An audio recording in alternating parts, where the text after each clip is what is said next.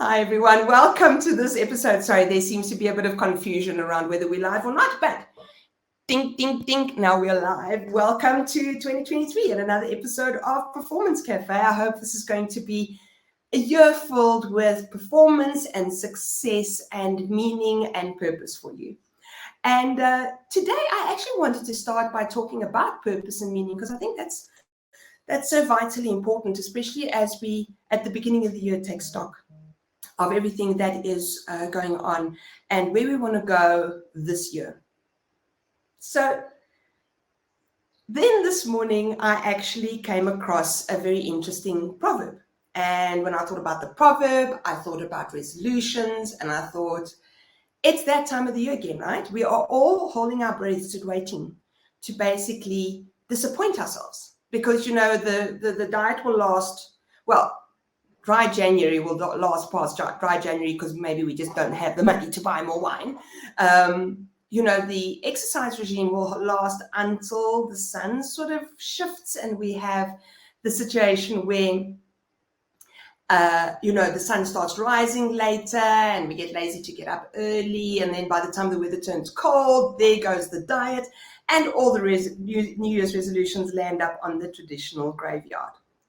So I was thinking about it. I'm actually, you know, as I said in the intro on the page here, Einstein says doing the same thing over and over and expecting a different result is actually just insanity.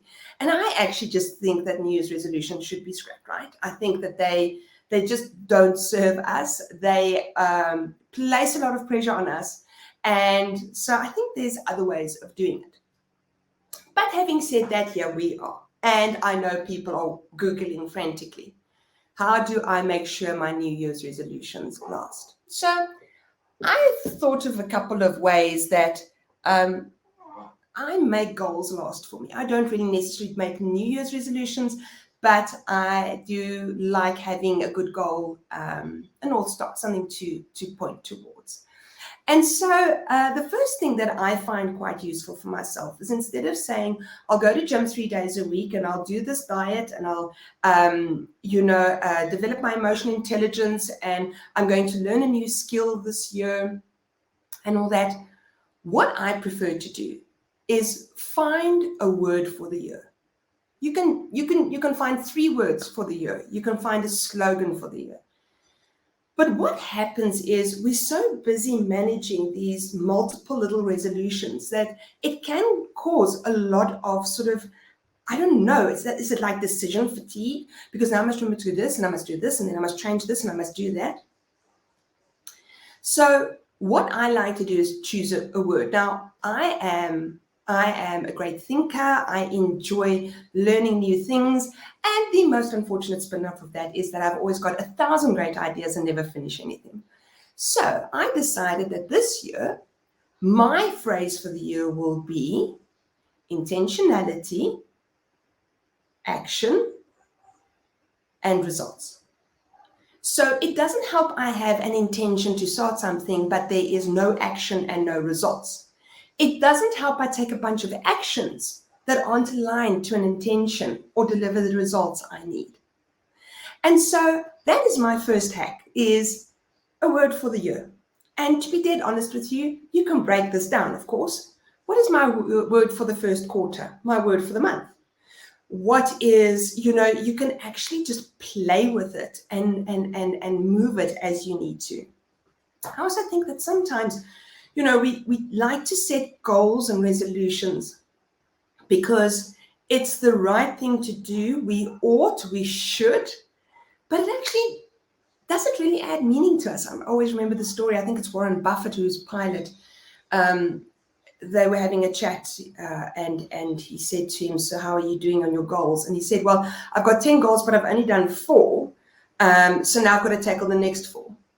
And when they had the discussion again, the guy said, I had 10 goals, I only did 4. And Warren Buffett said to him, just leave the last of the goals off. If you haven't got to them by now, obviously they're not important enough. And so I'm thinking that, you know, along with the goal, it's not just about I should be taking better care of my health, but what is that importance to me? What part of my health needs to be worked on? So That is my first hack. My second hack, and this is one that I think is so important for an entrepreneur, for a business person, for a manager of a team, I think for everyone, but very often we have what's called professional loneliness. And this was the proverb that I found this morning. And it basically says, and I just want to click over here because I want to read it to you. It says, if you want to go fast, go alone. If you want to go far, go together. And I think that is part of how we can make this work for us. We've known forever as coaches, I do it a lot with my clients. We do accountability coaching. People say, I am going to do this. And then we ask them, did you get to this? Why did you not get to this? And what can you do to better position yourself to get it done? But more than accountability, I think there's that move to individualization in our cultures, our Western cultures, where we believe I have to do everything on my own. I've just come to realize, even in my business, I might be the most senior person, but I'm nothing without the individuals in the business to help support, to bring extra knowledge. They're very fond of bringing things to the table that I'm unaware of. And that just broadens my perspective. The other thing as well is we know that it's easier when we're doing something with someone else to maintain it. Think often of how many Run Walk for Life groups there are for health and that kind of thing. But also when we work together, and I think it was Simon Sinek, who also wrote the book Together is Better, is because there's more input, because there's more perspectives, we actually deliver a better product, never mind it being easier. Plus, for many of us, that collaboration, that social interaction moves us forward. Now I hear the introverts going, oh dear, not me. We're not saying everything must be done together, and we're not saying everything must be done separately. You can decide for yourself. For example, I'm quite good at working independently, but when it comes to exercise, well, if I have someone with me, the motivation is better. So decide what you want to do. How quickly do you want to achieve the results, but how long do you want those results to last? And take it from there. Another tip comes from a book that I did. I think I did a book review on it in the past year, and that's by James Clear, Atomic Habits. And really being able to build new habits. There are a couple of gems that come from that book. The first one, of course, is identity. So, for example, and I'm sorry, all my examples about health this morning, jeepers, I'm so glad this isn't a business channel. So, for example, if you walk into a restaurant and there's smoothies and there are donuts, if you think of yourself as a healthy person, you're more likely to choose the smoothie. If you don't think of yourself as someone who's health orientated, you're more likely to choose the donut. So when you set up this New Year's resolution, don't do it because you ought or you should. Ask yourself, who am I? Who do I want to be? How do I want to develop? What does that say about who I am? And how will that take me forward? So for example, something that we saw happen a lot during COVID was sort of like caregiver burnout from managers who are going like, everyone's complaining, everyone's sick, everyone's upset, everything is late. I just want to manage business. And they had to learn to really step into their emotional intelligence. And in some cases, it's kind of difficult because it's not something that we had spent a lot of time on in the past 15, 20 years. And so what happened is people had to identify that in their role as a manager, how much of that is about managing people, and how does that align with their identity as a manager? To the point where some people said, I don't want to manage people. I'm happy to manage a department. I manage to manage a project or a process flow, but I'm not there. I don't want to have to manage people. But part of it is accepting that if we manage people, then I am someone who puts people's interests first. And so there needs to be a shift in identity. That one's quite difficult because actually there needs to be a shift in role. because leaders manage and support and get the best out of people. And I don't think that's an identity shift that we often ask or see happen in business. The other thing, of course, from James Clear's book, Atomic Habits, that I absolutely love, and I can't believe how often this has worked so well for me, it's habit stacking.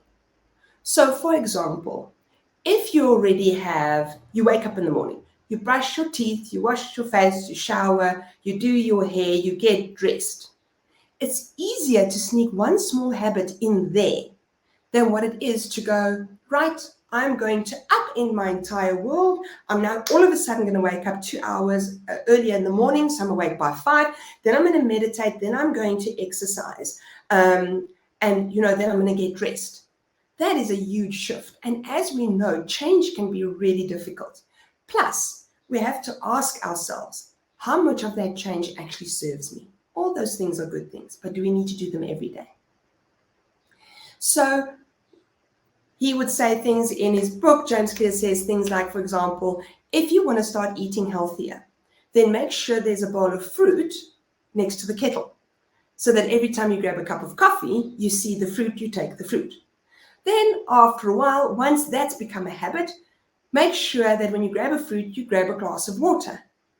And so over a period of time, you change the habits slowly but surely and see how they also serve you and which are important and also which actually pan out the way you wanted to. You could start a new eating regime that doesn't work for you or something. So, let's edit.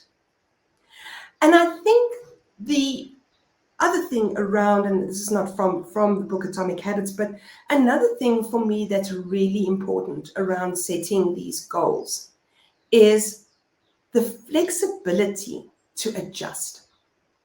Very often we go, I'm going to eat 3 fruits a day, every day for the rest of the year. And then we don't do it. And then we feel disappointed. Where actually, if we go, I'm for the first month of the year going to eat 3 fruits, see if I get into that. And if I don't, then I'm going to see what value do I get from the fruit? How else can I do it? Because maybe you're just a smoothie person and not a fruit person. And so I think that often we start off the year, and this is, I think, a crux of the matter. We start off the year by deciding resolutions when we're lying on the beach. Right, you're not in your own home. You're not necessarily in between your family members. You're nowhere near your computer or your work reality. You're out of your community. You're away from your extended, sort of environment. And then you come back and go, right, I'm going to wake up 5 o'clock every morning. And then you disappoint yourself when it doesn't happen. And the reason you disappoint yourself is because what you said you were going to do and your reality don't match. And you can't just do that. Hence, James Clear's Atomic Habits of change one thing, one little thing, and there you go. So, yes, down with New Year's resolutions, but in case you want to continue, I hope this really helped. As I said, that book by James Clear really would also help quite a lot. And then I look forward to seeing you next week. And I think then we're going to take a look at purpose and meaning again. Let's just quickly backtrack and see what is it that we want from this year and how are we going to set that up going forward.